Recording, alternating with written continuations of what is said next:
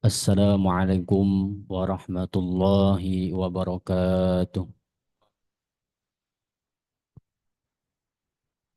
Alhamdulillahi rabbil alamin. Wa bihi nasta'inu ala umurid dunya waddin. Wa ala alihi wa sahbihi ajma'in. Amma ba'd. Yang saya hormati Al-Mukarram Romo Kiai Haji Sujai Amin. Yang saya hormati manajemen PLN UP3 Kota Cirebon beserta jajarannya.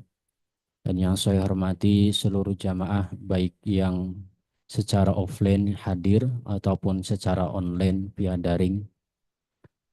Pertama-tama marilah kita panjatkan puji syukur atas kehadirat nikmat dan rahmat Allah Subhanahu wa taala yang telah memberikan karunia-Nya kepada kita semua sehingga kita semua dapat kembali berkumpul dalam keadaan sehat walafiat, iman Islam yang jangkep. Alhamdulillah. Salawat serta salam tetap tercurahkan pada junjungan kehariban baginda Nabi Yuna Agung Muhammad Sallallahu Alaihi Wasallam. Yang tentunya semoga kita semua akan mendapatkan syafaatnya kelak di yaumul akhirah. Amin. Allahumma amin. Tanpa berlama-lama, Alhamdulillah kita pada siang hari ini ditemani dengan sedikit rintik-rintik hujan ya, gerimis, diliputi hawa mendung, masih diberikan kesehatan untuk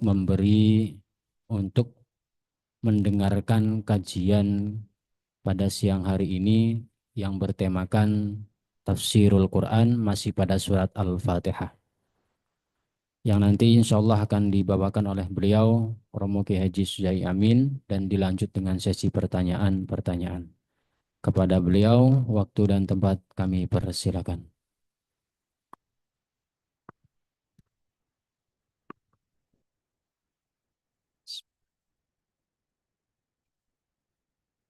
Assalamualaikum warahmatullahi wabarakatuh.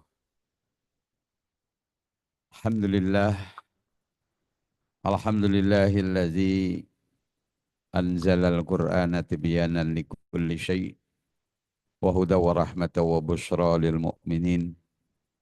Asyhadu an la ilaha illallah wahdahu la syarika lah, al-malikul haqqul mubin. Wa asyhadu anna Muhammadan abduhu wa rasuluhu shadiqul wa'anil amin.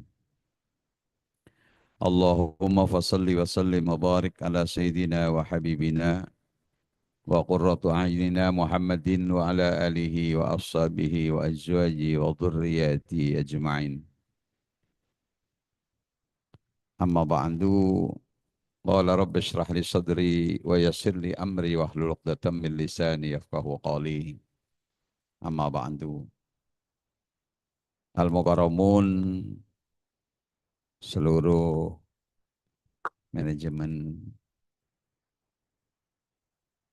PLN UP3 Cirebon dan seluruh jamaah yang hadir ataupun yang tidak hadir di depan kita, walaupun mudah-mudahan beliau-beliau bisa menyaksikan acara ini, karena acara ini juga disiarkan dengan secara online ya. Mudah-mudahan acara ini ada manfaatnya, ada barokahnya untuk kehidupan kita, untuk kebahagiaan kita, dunia dan akhirat. Salawat dan salam tidak henti-hentinya untuk selalu kita sanjungkan kepada Nabi Agung, Nabi Muhammad Sallallahu Alaihi Wasallam, mana kita punya harapan, insya Allah kita mendapatkan syafaat dari Rasulullah, baik di dunia maupun lebih-lebih nanti di akhirat. Selanjutnya mari kita pada siang hari ini untuk meneruskan pembahasan masih surat Al-Fatihah. Kemarin kita sedang membahas ayat yang kelima ya. Yang kelima, ihdinas siratal ladzina an'amta alaihim. Kemarin kita sudah menjelaskan bahwa siapa orang-orang yang diberi nikmat oleh Allah. Orang-orang yang diberi nikmat oleh Allah sudah saya sampaikan kemarin, di antaranya minan nabiyyin wasiddiqin wasyuhada wassalihin.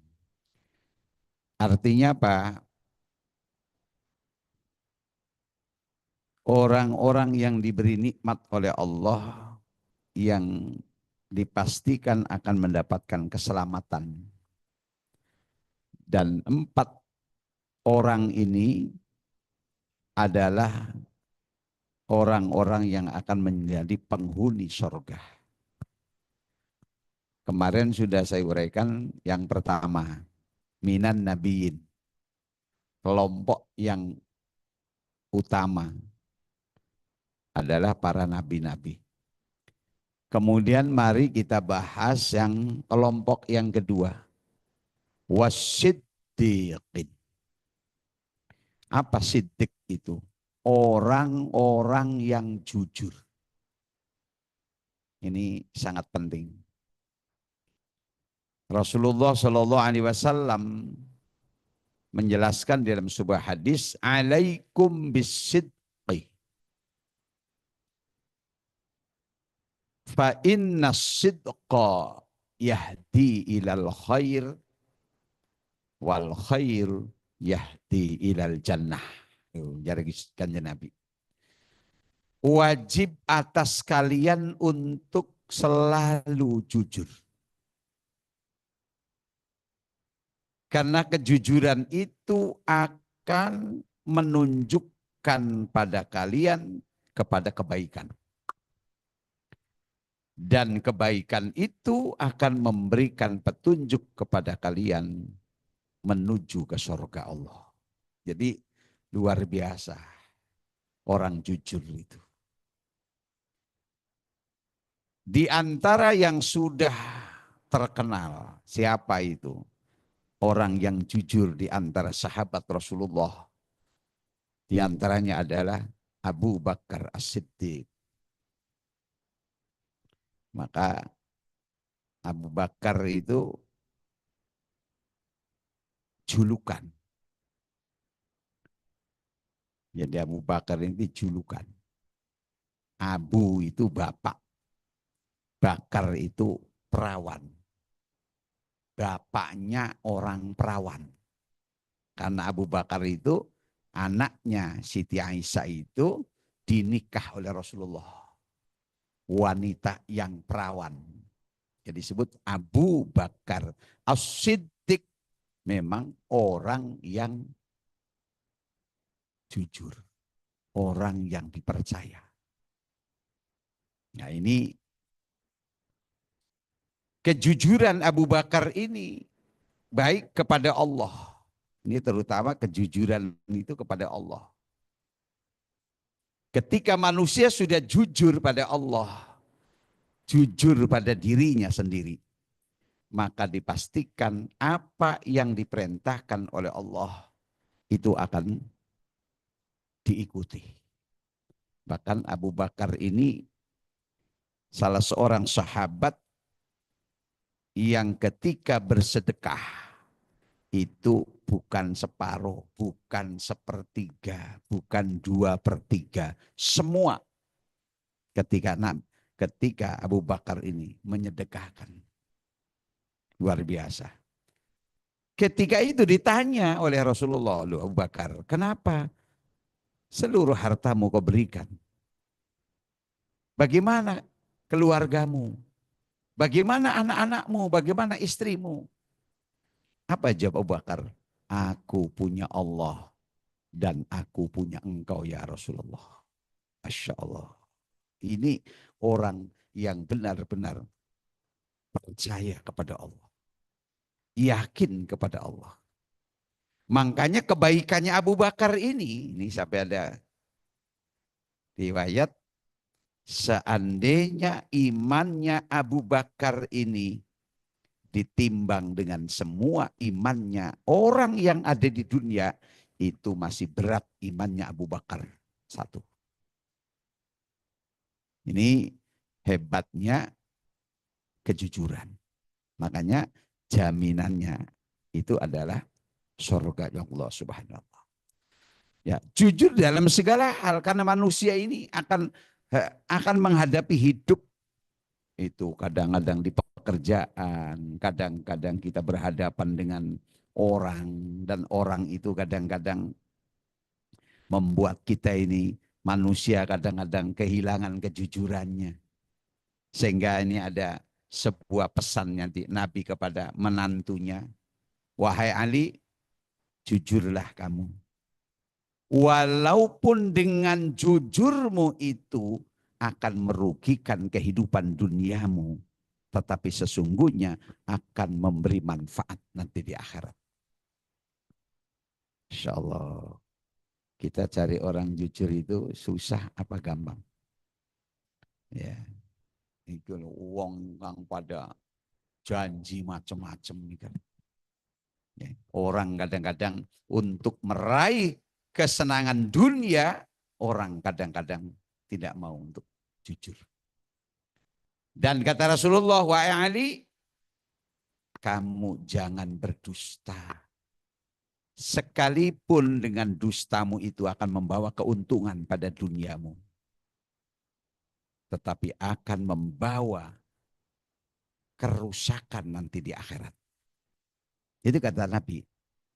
Bilang kepada menantunya Imam Ali bin Abi Thalib. Jadi betapa pentingnya kejujuran ini.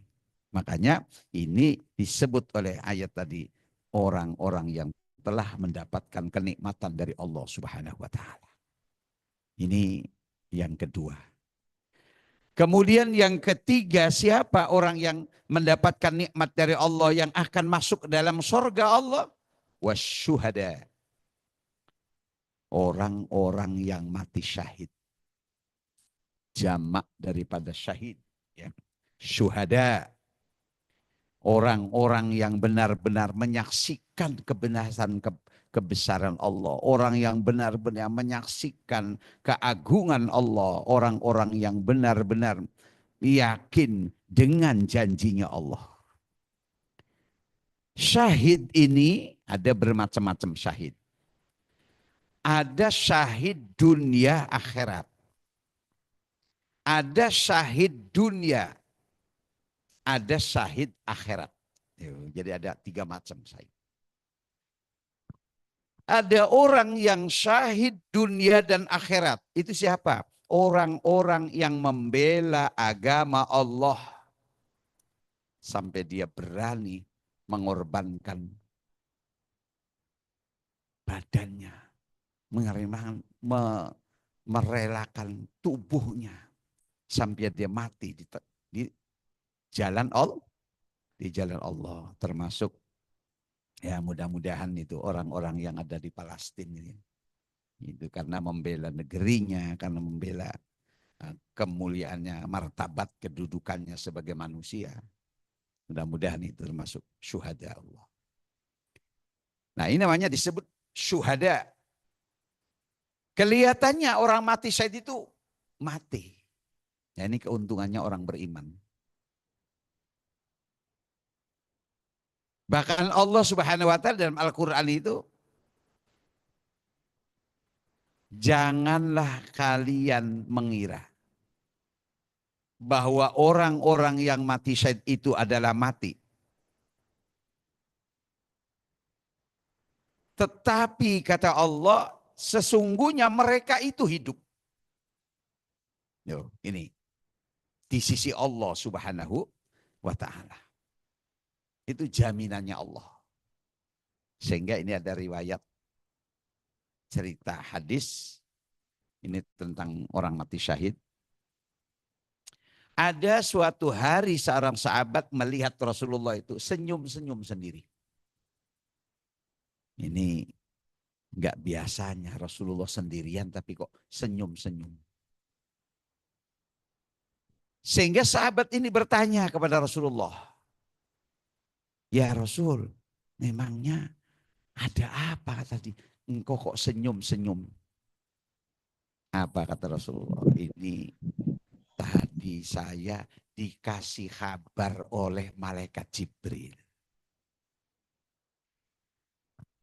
Ada orang yang mati syahid, dia berperang, dibunuh oleh orang kafir.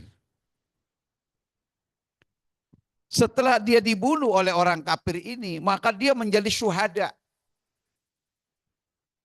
Setelah dia menjadi syuhada, dia begitu agung, begitu mulia. Dijemput oleh orang-orang hebat kematiannya itu. Dijemput oleh nabi, para nabi maksudnya dijemput oleh orang-orang soleh. Ini nabi yang menceritakan. Jibril menceritakan aku, makanya aku senyum-senyum. Apa sih kok sampai senyum?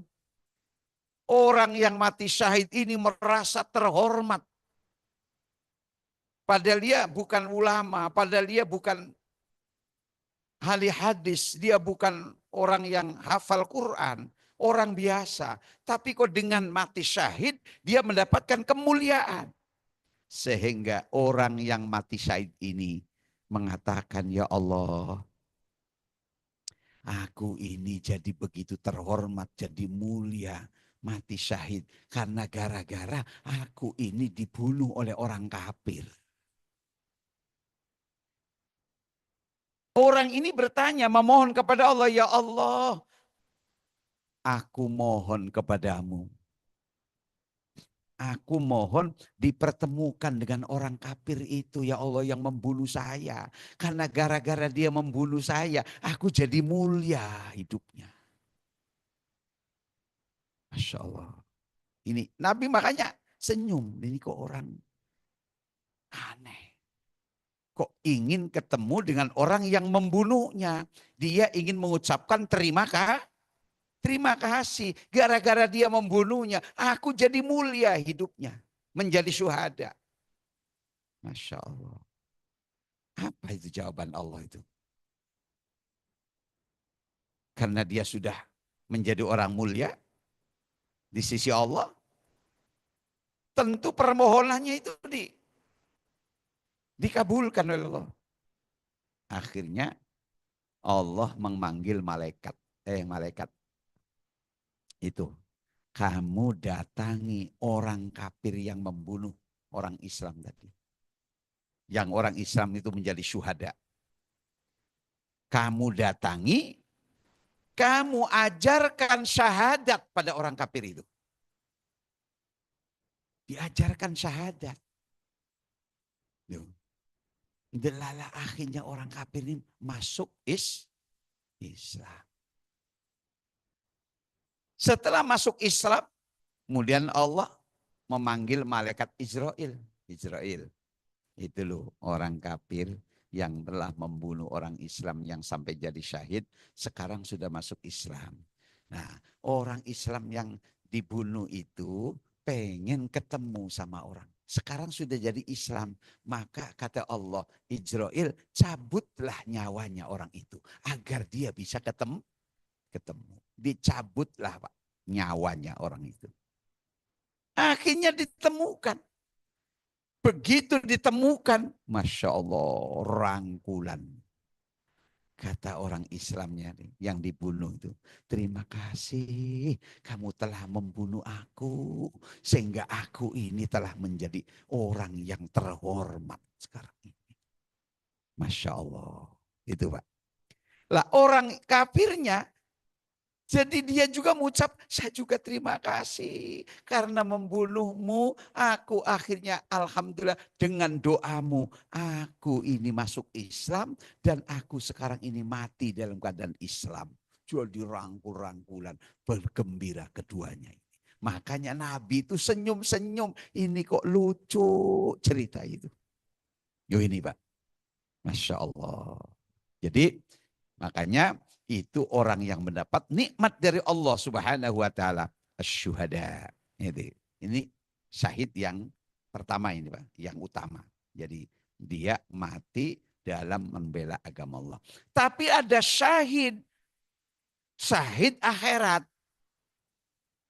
Gitu. Apa syahid akhirat itu? Termasuk, maaf, ada seorang wanita melahirkan anak, kemudian dia meninggal dunia. Itu termasuk syahid akhirat.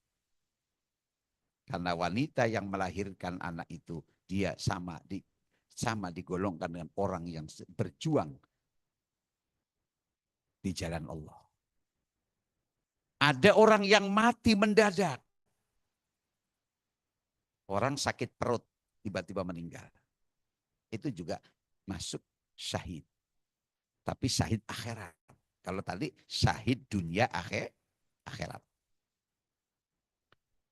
Ada orang yang mati karena wabah. Seperti kemarin ada apa namanya? Nah, corona. Itu kalau dia seorang mukmin, dia orang yang ya, insya Allah itu matinya syahid. Orang yang mati kebakaran. Orang yang mati tenggelam. Orang yang mati kejatuhan bangunan. Itu semua. Bahkan orang yang berangkat bekerja karena untuk mencari nafkah keluarganya. Kemudian dia mati di perjalanan. Itu pun termasuk syuhada. Mati syahid. Cuma apa bedanya, Pak? Syahid dunia dengan syahid akhirat. Kalau syahid dunia akhirat itu tidak perlu disolati, tidak perlu dimandikan. Cukup dibungkus dengan kain yang dipakainya saja, kekurangannya tinggal kemudian dikubur. Itu. Tidak perlu disolati, tidak perlu dimandikan. Karena apa? Orang yang mati syahid seperti itu ketika dia ada bercak-bercak darah karena kena tembakan atau kena anak panah, itu setiap satu tetes darah besok hari kiamat akan ditimbang sebagai amal. Itu. Tetapi Rasulullah pernah mengatakan satu tetes darah itu akan ditimbang di amal itu masih kalah timbangan beratnya dengan satu huruf kita belajar ilmu. Nah, itu kata Nabi. Ini hebatnya mencari ilmu. Satu huruf dengan satu tetes darahnya orang mati syahid. Itu besok hari kiamat timbangannya Pak berat satu huruf. Kita ngaji Bismillahirrahmanirrahim. Berapa huruf itu Pak? Pernah dihitung belum? 19 huruf. Masya Allah. Satu tetes darahnya orang mati syahid. Itu kalah dengan satu huruf kita mencari ilmu. Ini pentingnya ilmu. Jadi ilmu itu nomor satu. Ilmu itu nomor satu. Ibadah itu nomor dua. Sebab ibadah itu kalau nggak ada ilmu, nggak punya nilai apa-apa.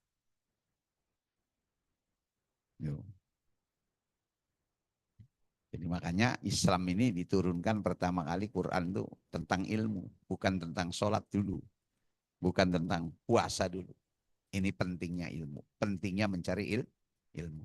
Lah, kalau orang yang mati syahid akhirat saja, itu harus dimandikan, harus dikafankan, harus disolatkan, baru dikuburkan. Gitu. Jadi walaupun ada orang mati tenggelam tuh Pak.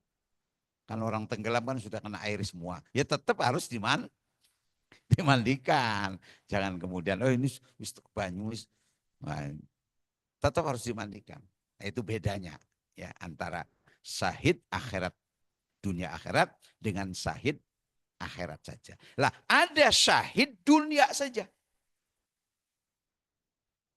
Jadi orang syahid dunia. Makanya kita kenal ada orang hidup di dunia ada sebagai pahlawan. Ya kan? Mungkin dia mulia. Dikuburkannya di makam pahlawan dan sebagainya. Itu namanya syahid dunia. Itu syahid dunia. Lah ini Bapak Ibu jamaah yang dimuliakan Allah. Lah kemudian yang keempat, nah ini yang kelompok terakhir. Ini mudah-mudahan kita masuk di sini, Pak. Ya. Wassolihin. Ya. Kalau nabi itu pasti soleh. Ya kan? Kalau syuhada, siddiq pasti soleh. Kalau soleh belum tentu nabi.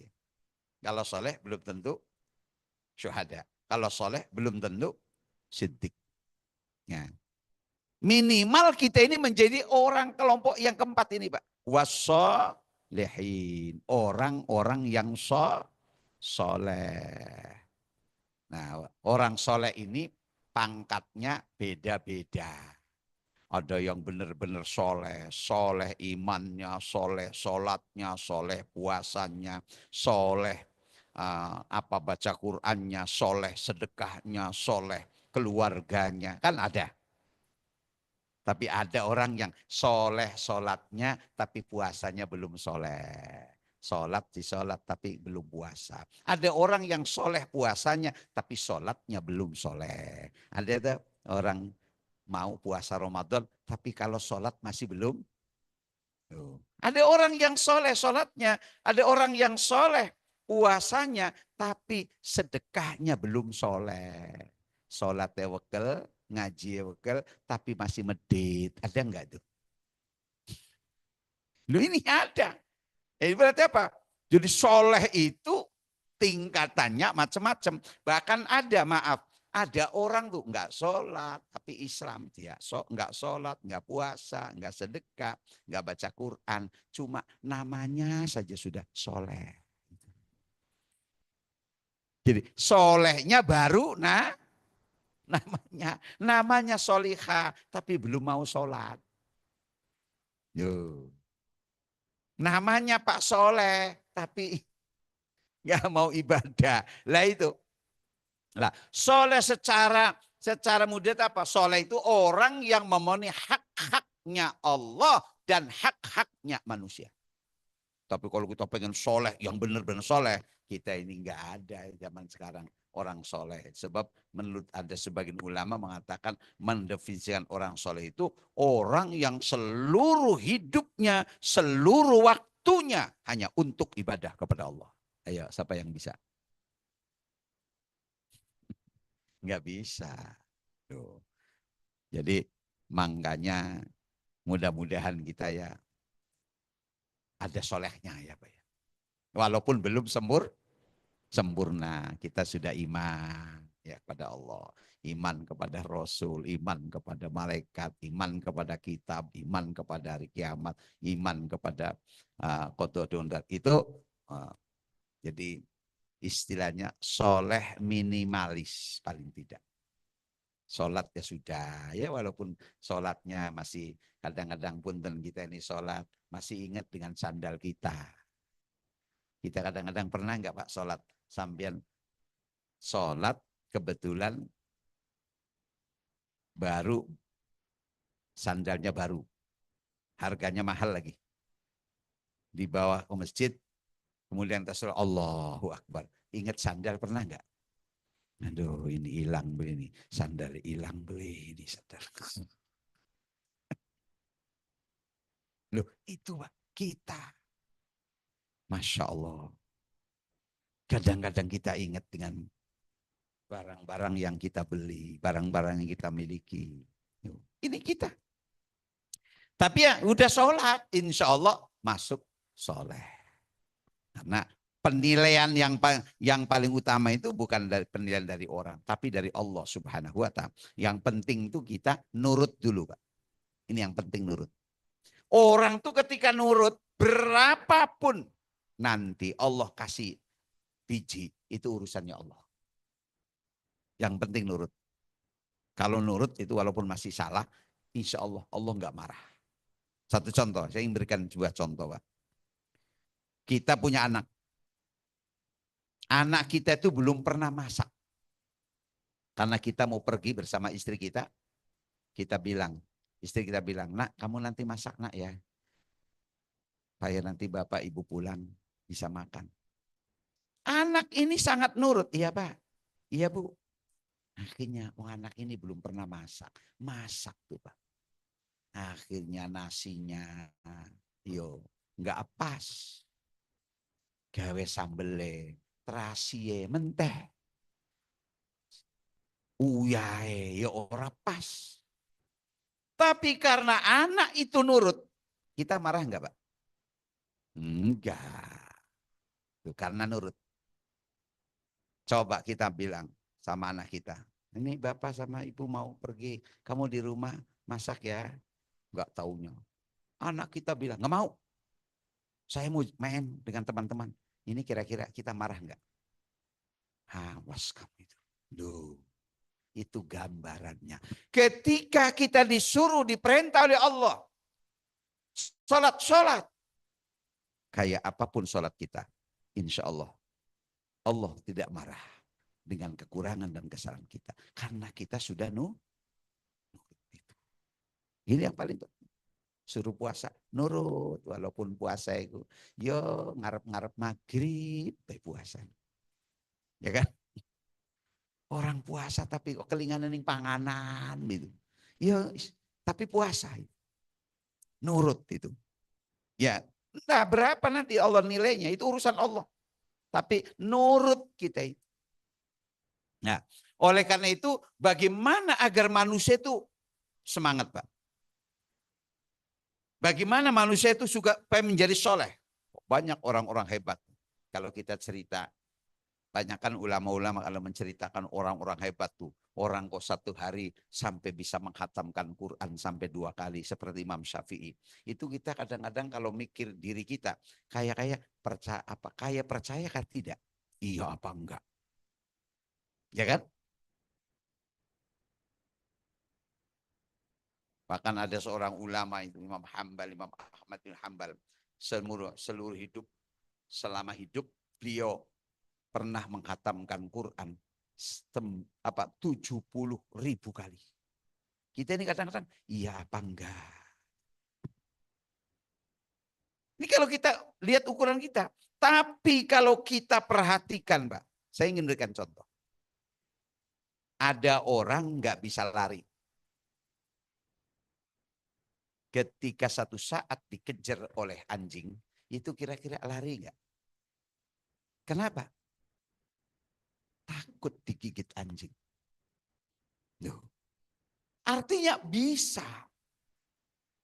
Makanya kata Nabi, orang tuh kalau pengen hebat itu, satu harus punya rasa khauf, takut kepada Allah dengan benar. Jadi boleh jadi orang ini kok mampu kok satu hari bisa khatamkan Quran 2 kali. Karena saking takutnya kepada Allah. Jadi punya semangat. Atau orang itu kalau ingin menjadi orang hebat, kita harus punya rasa cinta kepada Allah. Banyak kita lihat Pak, orang tuh kalau seneng, anak muda itu seneng. Main game, dari maghrib lu sampai subuh lu. Kenapa kuat? Karena seneng. Bapak kadang-kadang kok bisa kok bangun jam 12 malam, melek sampai pagi. Karena gara-gara ada timnas mau main. Kesayangan kita. Kenapa? Ada rasa cinta yang luar biasa. Itu gambarannya. Kalau begitu benar. Ulama-ulama itu mampu kok bisa menghatamkan Quran 1 hari sampai 2 kali khataman. Karena begitu cintanya kepada Allah. Dan boleh jadi karena takutnya kepada Allah subhanahu. Nah ini Pak. Jadi kita kalau pengen jadi orang soleh itu harus punya sifat al-hauf dan al-hub. Gitu. Ada rasa cinta kepada Allah yang benar. Sebab orang tuh kalau sudah cinta, Masya Allah, nggak ada yang berat. Nggak ada yang malas. Orang tuh kalau sudah ada rasa takut tadi. Ada orang kok takut. Dikejar anjing. Padahal kita nggak pernah, nggak bisa naik pohon. Tapi kalau dikejar anjing, ketika di situ ada pohon, sebisa-bisa itu. Nah, munggah Pak di hutan.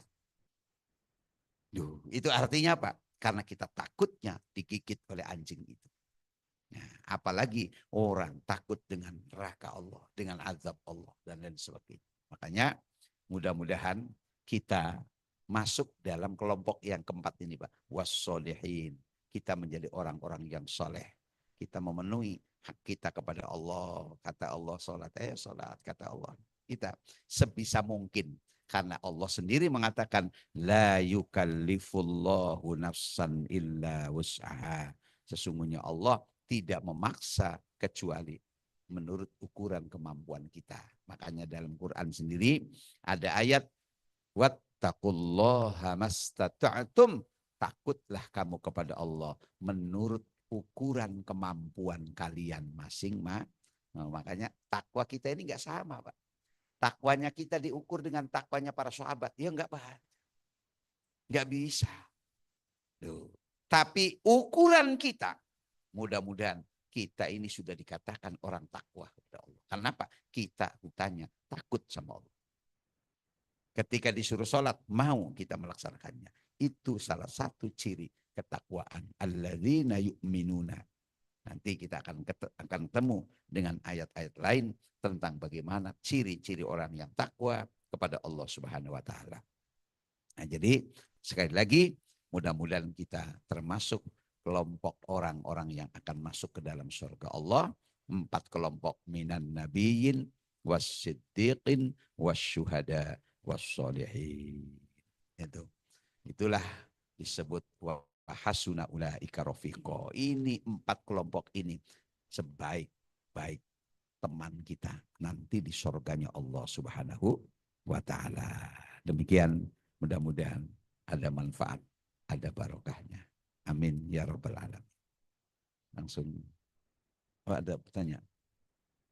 Barangkali ada pertanyaan, silakan. Bangga, dipersilakan untuk jamaah bapak-bapak, ibu-ibu, barangkali ada pertanyaan yang ingin disampaikan. Ibu-ibu, cukup iya. Kalau begitu kita cukupkan pengajian pada siang hari ini. Semoga kita mendapatkan kemanfaatannya dan termasuk salah satu dari yang telah Kiai paparkan, termasuk dari salah satu orang-orang yang mendapatkan nikmatnya Allah Subhanahu wa taala. Cukup sekian dari saya, nanti diakhiri dengan doa Pak Kiai. Monggo Pak. Allahumma shalli ala syafina wa akhirina. Astaghfirullahaladzim, astaghfirullahaladzim, astaghfirullahaladzim. Alhamdulillah, hamdan zakirin, hamdan. Amin. Ya Rabbana lakal hamdu kama yanbaghi. Amin. Ya Lakal syukru wa lakal hamdu wa lakal mujali. La haula wa la quwwata illa billah. Allahumma inna nas'aluka salamatan fid din wa afiyatan fil jasad wa ziyadatan fil ilmi wa barakatan fil rizqi wa taubatan qabla al maut wa rahmatan indal maut wa maghfiratan ba'dal maut wa najatan minan nar wa rafan bis-sabri rahmatan rahimin. Rabbana hab lana min azwajina wa dhurriyyatina qurrata a'yun waj'alna lil muttaqina imama. Rabbana atina fid dunya hasanah wa fil akhirati hasanah wa qina adzabannar walhamdulillahi rabbil alamin. Assalamualaikum warahmatullahi wabarakatuh.